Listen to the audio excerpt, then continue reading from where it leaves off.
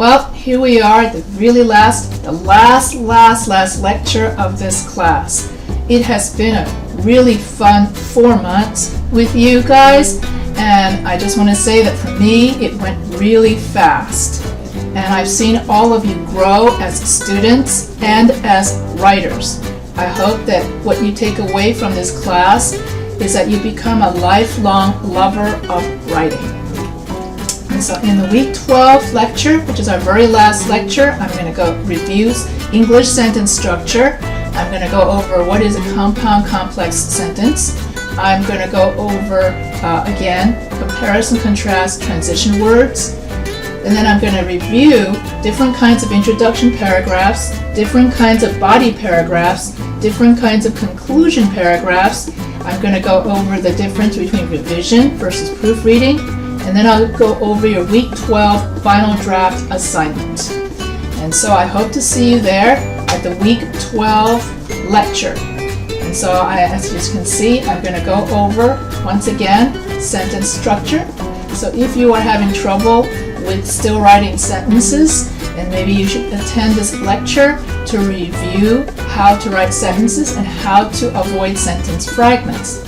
I will introduce to you the last kind of sentence that we have not gone over in this class, which is a compound complex sentence, where basically you just combine a complex sentence with a compound sentence, and vice versa. So I'll go over what is a compound complex sentence, which is the longest sentence that you can have in English. I'll go over simple, compound, complex, and compound complex sentence structure.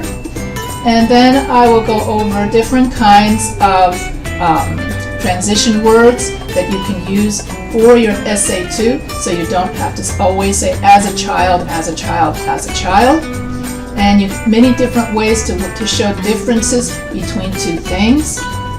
And then I will go over different kinds of introduction paragraphs, different kinds of body paragraphs, and I will go over different kinds of conclusion paragraphs, just in case you didn't watch the videos that I've already made about this topic that's already in your announcements. So, and then the very last thing I'm going to go over is how to revise for your final draft, your essay 2, and the difference between revision and proofreading. Revision is when we check for essay structure, and then after we make sure our essay has excellent essay structure, we then check for proofreading, which is grammar. And here's more about questions about revision versus proofreading. We always do revision first. Congratulations, you've reached the end of this class. This is the last assignment for this class.